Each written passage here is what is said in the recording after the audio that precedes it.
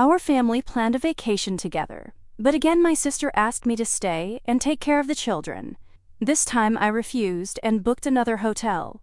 She called me a traitor. That was her gratitude for all the years I helped her.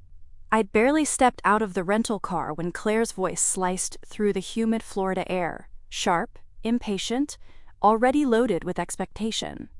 "There you are," she snapped, yanking open the trunk. "Can you take the kids while I check us in? They're melting down." It wasn't a question. It never was with Claire. Two small faces peeked out from the SUV, one sticky with melted gummies, the other clutching a half-deflated beach ball. My niece and nephew. Sweet kids. Not their fault. Their mother wielded martyrdom like a trophy. I took a breath and reached for the handle of my suitcase instead. My own suitcase. "I actually booked a hotel nearby," I said, trying to keep my tone even. "Just for myself." Claire blinked like I'd spoken in code. "What do you mean? You're not staying here? At the villa?" The rest of the family was gathering on the cobblestone path. Dad balancing a cooler awkwardly, Mom fussing with a sun hat, our brother Drew unloading bags from the minivan. Claire's husband trailed behind, already scrolling through his phone. I could feel their attention narrowing like sunlight through a magnifying glass. "I wanted some space this trip," I said, smiling just enough to make it non-confrontational. "Thought it'd be nice to have a little time to myself." Claire's eyebrows shot up. "Are you serious right now?" "Very." "You're just going to abandon the family? After everything Mom and Dad did to make this happen?" There it was, the performance, always for the crowd. Her voice rose theatrically, loud enough to draw everyone in like bees to a picnic. Dad paused mid-lift. Mom tilted her head like she couldn't quite believe what she was hearing. "I'm not abandoning anyone," I said quietly. "I'm just choosing differently this time." Claire stepped forward, arms crossed, her designer totes swinging like a gavel. "You knew we needed help with the kids. You knew the plan. Why are you doing this?" "Because I'm tired, Claire. Because every time I say yes, I get smaller. Because I've been the built-in babysitter, the therapist, the easy one. For so long I forgot what it feels like to have preferences of my own." But I didn't say any of that. "I'm doing what feels right for me," I replied, voice low but steady. And that's when she exploded. "Incredible," Claire said, throwing her hands up. "You're actually going to ruin this whole vacation because you want some me time? Do you know how selfish that sounds?" My cheeks burned. I glanced at my mother, searching for a flicker of support, even just a subtle nod. Nothing. Her lips pressed into that familiar tight line, the one that always meant don't make things harder than they have to be. Drew shifted uncomfortably, like he wanted to step in but knew better. Claire turned away dramatically, storming toward the villa's entrance. "She does this," I heard her mutter. "Every time. Makes it about her." The words weren't loud, but they didn't have to be. They hung in the air like fog. I didn't follow her. I didn't defend myself. I just picked up my suitcase and walked toward my waiting rideshare, the hot wind tugging at the hem of my dress. No one called after me.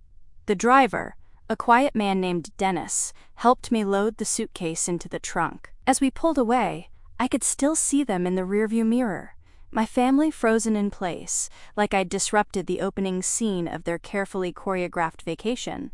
For once, I wasn't playing my part. The boutique hotel was only 15 minutes away, tucked between palm trees and bougainvillea, bright with mosaic tiles and a lemony scent in the lobby. My room key clicked into the lock with a satisfying finality.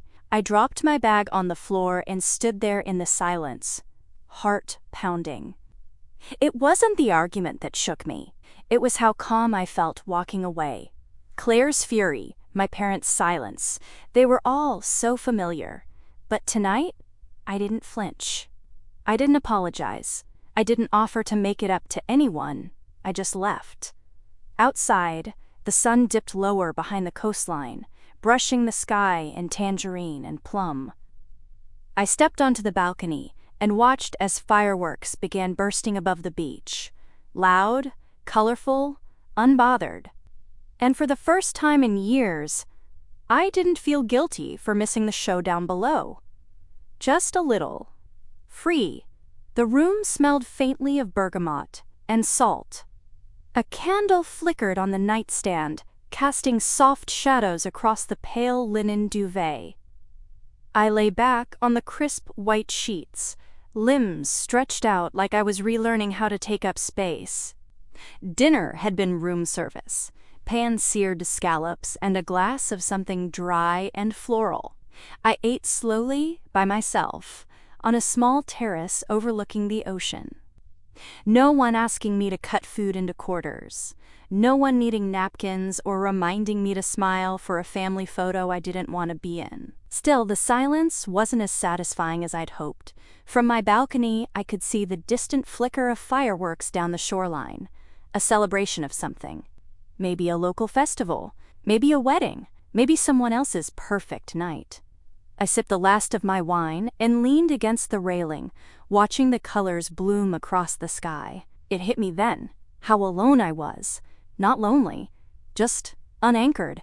And guilt has a strange way of crawling in when you finally make room for yourself. I thought about the villa, about Mom, probably smoothing out beach towels, and pretending nothing happened. About Dad, already pouring a drink. Drew retreating into earbuds and safe silence. And Claire, oh Claire, pacing with her wine glass, casting herself as the wounded sister in some family play I refused to audition for. Was I cruel? Dramatic? Selfish? The questions floated up like sea mist, cold and heavy. A few years ago, I would have texted to apologize. Just a short message. Something like, didn't mean to upset anyone. Hope you're all having fun. That would have been enough to reset the dynamic, just enough for them to feel like they'd won. But I didn't reach for my phone. I stayed there, watching the sky burst open, fire trailing across clouds like veins of gold. People below clapped and cheered faintly, their voices rising up in waves. And I wondered, when was the last time I did something entirely for myself without having to justify it? When was the last time I chose what I wanted, without cushioning it in compromise? I didn't even like fireworks, really. They made me anxious as a kid. I used to hide behind Claire at the 4th of July picnic while she twirled sparklers like she was on stage. But now, standing here in the quiet glow of my own decision, I felt the anxiety soften into something else. Something quieter, more stubborn.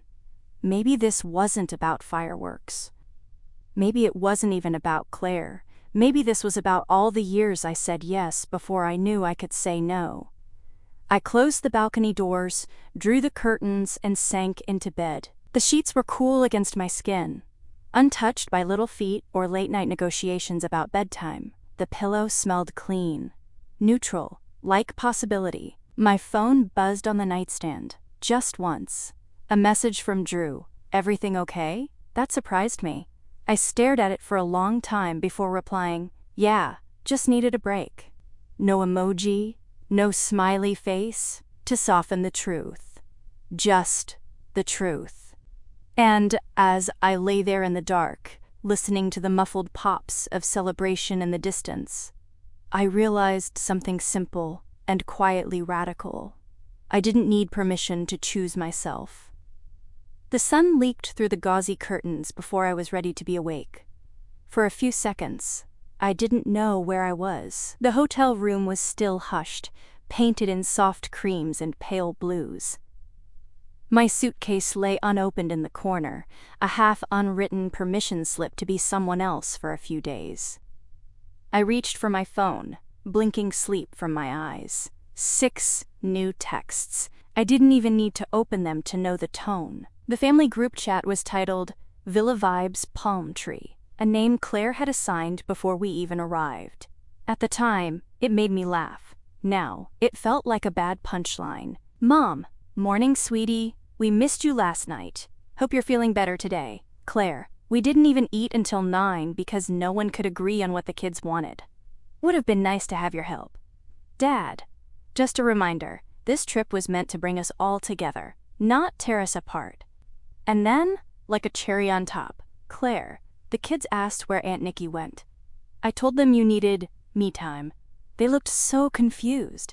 But I guess that's what's important, right? I stared at the screen, my thumb hovering over the keyboard.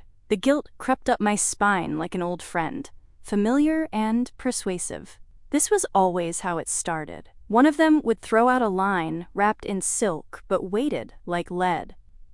Something that said we're worried about you but meant you've made things harder for us. And then someone else would follow it with disappointment disguised as concern. No one said the word selfish. They didn't have to. It was baked into the pauses. The phrasing. The very idea that my absence created a problem instead of simply being an absence. Aunt Nikki, that's what Claire always made sure her kids called me. Friendly, digestible. Not Nicole, not the sister who brought birthday gifts and emergency snacks and bailed her out of 2 canceled date nights last summer. Just Aunt Nikki, the background character in Claire's Mom of the Year narrative. I set the phone face down and walked to the mirror. My reflection looked different somehow. Calmer?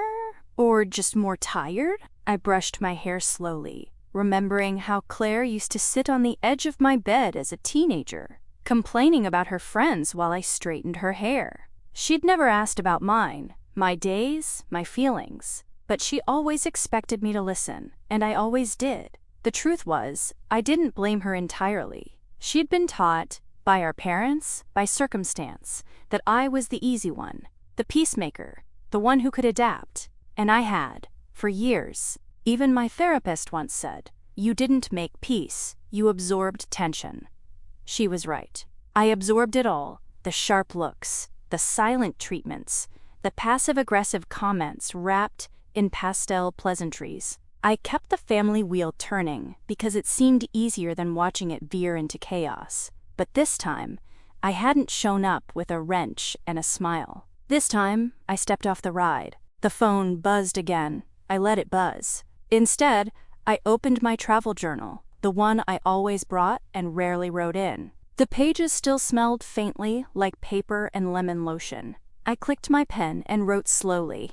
It's strange how silence feels like defiance when you've been trained to keep everyone else comfortable. The thought landed heavy on the page. I wasn't trying to start a fight. I wasn't trying to make a point. I just didn't want to feel invisible anymore.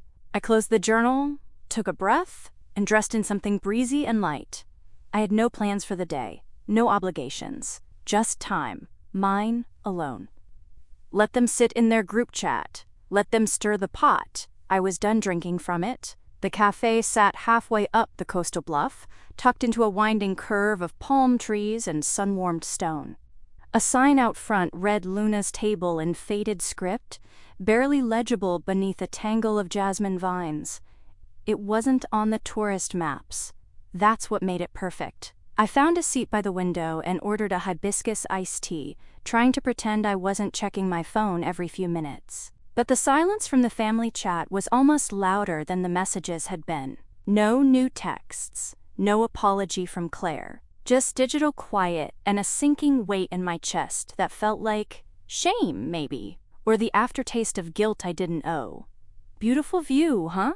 a voice said beside me. I looked up and saw a man in his early 50s, weathered face, sun-crinkled eyes. He wore a local tour guide badge clipped to his linen shirt, the kind given out by the eco-hike groups that roamed the island trails. "Yeah," I replied, glancing back out at the ocean. "It's peaceful here." He slid onto the stool beside mine without waiting for an invitation. Not rude, just casual, like he belonged to this place more than I ever could. "Visiting family?" he asked, eyeing my half-filled journal. I hesitated. "Something like that." He smiled knowingly. "This time of year? It's usually one of 2 things. Honeymoons or family vacations. Both tend to go sideways by day 3. I let out a surprised laugh. "You're not wrong. I see it all the time," he continued, sipping his coffee. "Big expectations, tight quarters, Old dynamics. People think paradise will fix what's broken. But the cracks just shine brighter in the sun. That hit a little too close to home. "I'm Nicole," I offered, mostly to be polite. "Gabe," he replied. "I run historical hikes along the cliffs. Used to be a teacher." We chatted about the island for a while, its hidden coves, the way the light shifted across the cliffs at dusk. It felt good to talk to someone who didn't know the script, who hadn't decided which version of me to believe in. "So," he said eventually, leaning back, "you said you're here with family. That wouldn't happen to be the Wallace group staying at the oceanfront villa, would it?" I blinked. "Yeah, actually. How did you know?" He smiled. "They're hard to miss. I ran into them yesterday when they stopped by the cultural center. Blonde woman, very polished, kind of took over the room." "That's Claire," I said automatically. "My sister." His expression didn't change, but something flickered behind his eyes. A small, almost imperceptible shift. "Claire Wallace," he repeated slowly. "Huh, that's funny." I narrowed my eyes. "What is?" He scratched his jaw. "I knew a Claire Wallace. Years ago. She did a summer internship here when I still worked at the local museum. Probably, 15 years back." My stomach tightened. "She was smart," he went on. "Charming. Knew how to read a room, that's for sure. But let's just say she had a knack for making people do what she wanted. Didn't always take the honest route." I stayed very still. Gabe didn't sound bitter. If anything, he seemed attached, like someone remembering an old movie he didn't finish watching. "There was this intern exchange program," he said, chuckling softly. "Claire managed to get herself into every meeting that mattered. The other interns started calling her the Velvet Knife." I felt the air shift around me. "She could smile while cutting someone down," he said, shaking his head. "Never technically broke any rules, but things just always fell into place for her. And somehow, someone else took the fall." I stared at him. "You're sure it was her?" "Pretty sure," Gabe said. "Unless there's another Claire Wallace with a Connecticut accent and a thing for being in charge." I nodded, slowly. "Anyway," he added, finishing his drink. "Could have just been youthful ambition. People grow up." "Right?" I didn't answer. He gave me a polite nod and left a tip on the table before slipping out the door, leaving behind the faint scent of sunscreen and sea air. I sat there long after he was gone, fingers curled tightly around my glass. Velvet Knife. The phrase clung to me like salt on skin. And suddenly, pieces began to shift in my mind. Moments I'd overlooked, things that didn't sit right over the years. Not just Claire's ability to get her way, but the convenient forgetfulness, the deflections, the way our parents always seemed to already be on her side before I even opened my mouth. It wasn't just favoritism, it was engineering. I looked down at my journal, the pen hovered above the page. What if the person I thought was stronger than me only looked strong because I kept handing her the spotlight? I didn't plan to go back, not after the cafe. Not after the words Velvet Knife started echoing through my thoughts like a chant I'd ignored for too long. But I got a message from Drew that morning, just a simple one. Family beach outing at noon. No pressure. Which, of course, meant pressure. So I came. I didn't do it for Claire. Or even for Mom and Dad. I did it for me. For the version of myself I used to shrink on these kinds of days. The one who stayed quiet so no one had to feel uncomfortable. The sun was already high when I stepped through the villa gate, my sandals crunching against the gravel path. Laughter floated from the backyard. Claire's laugh. Bright and loud, and just a little too performative. I spotted her near the cabana, sunglasses perched on her head like a crown, drink in hand. She saw me and did a double take, then quickly plastered on a smile. "Well, look who came back from her spiritual retreat," she called out. Everyone looked. Dad, from his lounge chair. Mom, adjusting the speaker volume.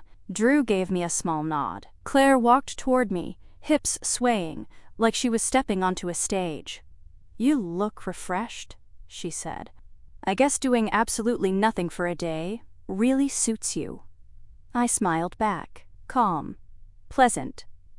The kind of smile that doesn't bend, doesn't flinch. Nice to see you too, I said, breezing past her. We walked to the shoreline together, side by side but a world apart. Her kids were building a lopsided sandcastle while her husband scrolled through his phone again, barely aware of the ocean at his feet. Claire leaned toward me. You know, Mom was pretty upset yesterday, she murmured. She said it felt like you were punishing us. I kept my gaze on the water. Taking care of myself isn't punishment, Claire scoffed under her breath. You've always been dramatic, Nicole. Even when you disappear, it has to be an event. I turned to her slowly. And you've always been great at twisting things, so you never have to feel uncomfortable. Her expression flickered, just for a moment. Then she smiled again, tight and perfect. Wow, that's a little uncalled for, don't you think? I didn't answer. I didn't need to. The silence between us did more damage than any argument ever could. We joined the others for the picnic. The spread was typical. Grapes, hummus, crackers, those pre-packed salads Mom liked to pretend were homemade. Claire tossed out compliments with forced ease, keeping the mood light, and I let her. Because I didn't need to win this moment. I already had. Later, as the kids ran down the shoreline chasing gulls, Drew sat beside me on the beach blanket. He didn't speak for a long time, just stared at the waves. Then quietly, without looking at me, he said, I saw how they treated you yesterday, and all the years before. I didn't breathe. I always noticed, he added. But I didn't know what to do. I guess I didn't want to lose my seat at the table. His words sank into the sand like anchors. Thank you, I said, voice catching just a little. He glanced over. I'm sorry for staying quiet. I nodded. Me too. We sat there for a while, two siblings who had watched the same movie from different seats, finally acknowledging the plot. Claire called us over for a group photo later, her voice sugary. I stood beside her, arm lightly draped across her back. But when she leaned in and whispered, back to normal, right? I smiled and said nothing. Because I didn't come back to fit into the frame. I came back to finally see it clearly. Later that evening, after the beach had emptied and the sun slipped into its quiet orange haze, I sat alone on the deck behind the villa. The salt air was cooler now, and the waves rolled in with a steady rhythm that made it feel like the world was still breathing, even if I didn't quite know what to say next. The sliding door creaked open behind me. Drew stepped out, 2 cups of tea in hand, one for each of us, just like we used to sneak when we were kids pretending to be grown-ups. He handed me mine without a word and sat down on the opposite wicker chair, elbows on knees. I told Claire she needed to back off, he said after a long pause. I blinked. You did? He nodded slowly, then looked out at the sea. She started going on about how you were ruining everything, how the family was fracturing, whatever that means. And I told her I saw what was happening, that I've always seen it. My throat tightened. I remember that time in high school when she took your dress and lied about it to Mom, he continued, almost to himself. You got grounded for accusing her. I knew the truth. I just didn't say anything. He looked down at his hands. I was afraid of what would happen if I didn't go along with it. I watched him for a moment, unsure if I wanted to hug him or cry or both. Why are you telling me this now? I asked gently. Because I think you've carried more alone than any of us realized, he said, and you shouldn't have had to. The screen door slid open again. This time it was Claire. Her expression was puffy, mascara smudged under her eyes. She held a wine glass like it was a lifeline, and when she stepped onto the deck, her performance had already begun. There you are, she said, voice wavering. I've been looking for you all evening. Drew stood. I'll give you 2 a minute, he said quietly, squeezing my shoulder before heading inside. Claire didn't sit. She stood above me, her glass trembling just slightly. This trip was supposed to fix things, she whispered. And now everyone's looking at me like I broke something. I raised an eyebrow. Did you? Her lip quivered. Don't do that, she snapped suddenly, the veneer cracking. Don't act like I'm the villain here. I'm not acting, I said calmly. I'm just tired of pretending it didn't happen. What didn't happen? She asked, breath hitching. That I needed help and you left? That I've been the one holding this family together for years while you just… what? Float in and out on your terms? I stood now, slowly facing her in the soft evening light. You want to talk about holding things together? I said, my voice low but firm. Let's talk about the time you made me cancel my interview at UCLA because your sitter bailed. About how Mom and Dad always expected me to accommodate you, like my life was a spare drawer they could rummage through. She blinked, stunned. Let's talk about how you rewrote history so you could be the center of it, I added. You say I float? No, Claire. I've been drowning quietly for years, while you sailed along on everyone else's approval. Tears streamed down her face now. Real ones, maybe, but the truth didn't stop. I stayed silent to keep the peace. You stayed loud to keep control. She turned away, shoulders shaking, and for the first time in years, I didn't feel the urge to comfort her. I didn't rush to soften the blow or make it easier to swallow. Because some truths aren't meant to be sugar-coated. When she finally looked at me again, there was something hollow in her gaze. A realization, maybe, that I wasn't stepping back into line this time. That I wasn't going to play the understanding sister anymore. You've changed, she whispered. I've woken up, I replied. She didn't respond. She just walked back inside, quietly closing the door behind her. And I stayed there on the deck, the tea in my hands, long gone cold. The villa was unusually quiet the next morning.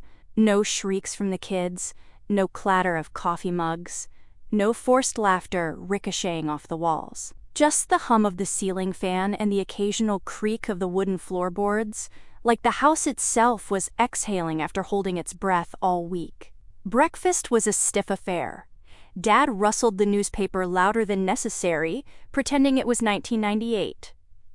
Mom stirred her yogurt with militant precision. Claire didn't make eye contact, not once. She sat at the far end of the table in a crisp blouse, her hair perfectly smoothed, face unreadable. Cold politeness had replaced the heat of confrontation.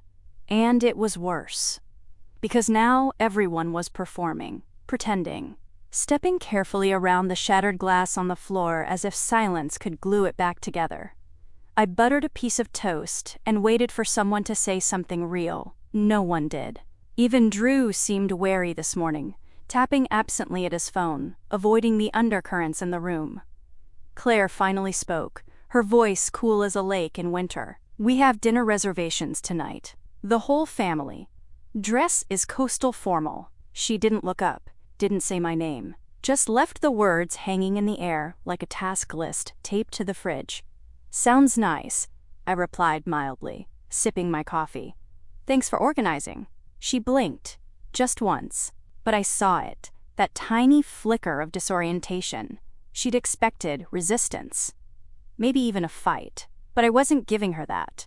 I wasn't giving her anything, because my silence wasn't surrender anymore. It was strategy. The rest of the day unfolded in a series of interactions that felt more like negotiations than conversations. Claire complimented Mom's dress. Mom complimented Claire's earrings. Dad told Drew to bring sunscreen to the harbor. No one said a word to me unless they absolutely had to. It wasn't overt.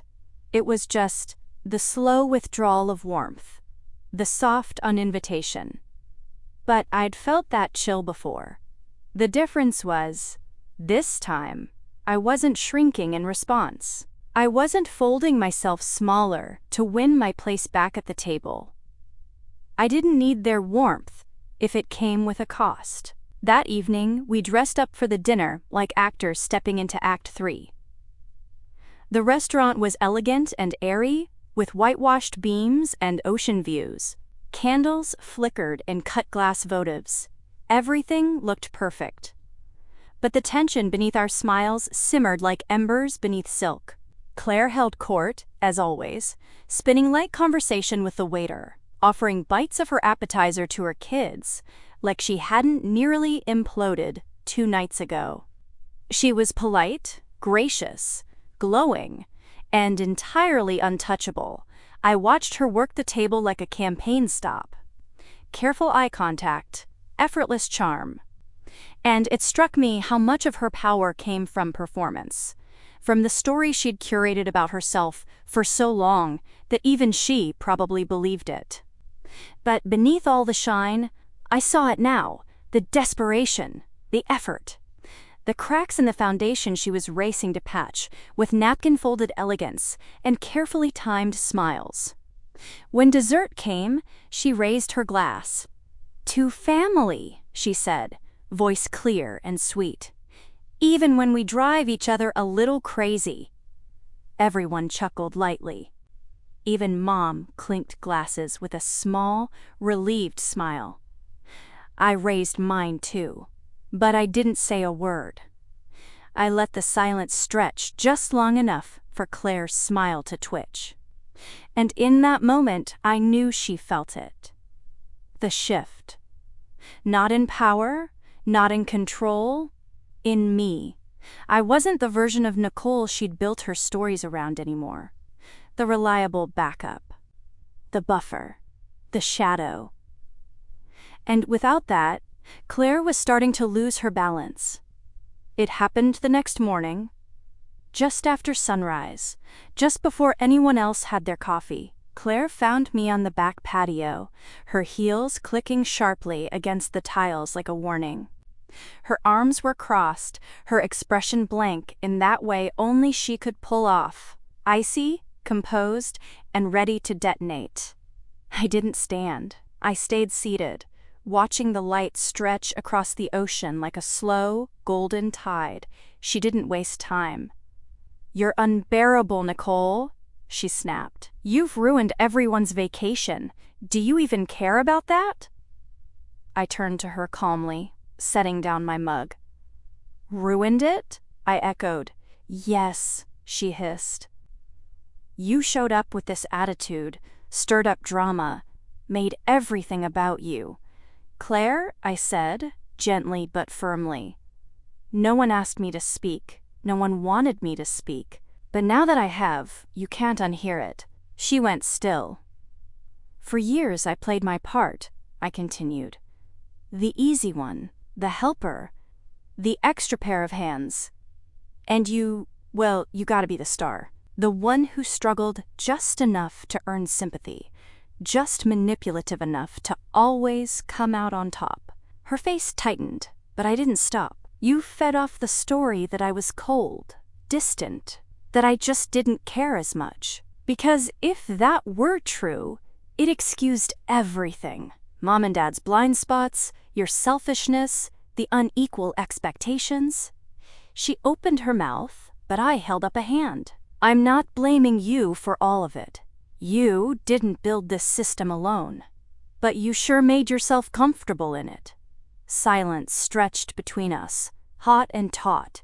She stared at me, breathing hard. And then her voice cracked, raw and wounded. "I've had to do so much for this family, Nicole. You don't understand what it's like to carry that weight." I stood now, slowly, letting the weight of the moment settle around us. "Claire," I said softly, "you don't carry us. You choreograph us. There's a difference." She flinched. "I didn't ruin this vacation," I said, stepping past her. "I just stopped pretending it was perfect." I left her there, barefoot on the warm tiles, her designer blouse fluttering in the breeze. By mid-morning, I had packed up my things. The villa buzzed with polite tension, the way families do when no one knows whether to hug or hide. I said goodbye to the kids, gave Drew a small smile. Mom offered a half-hearted, "Hope you'll come next year," and Dad barely looked up from his tablet. Claire didn't appear.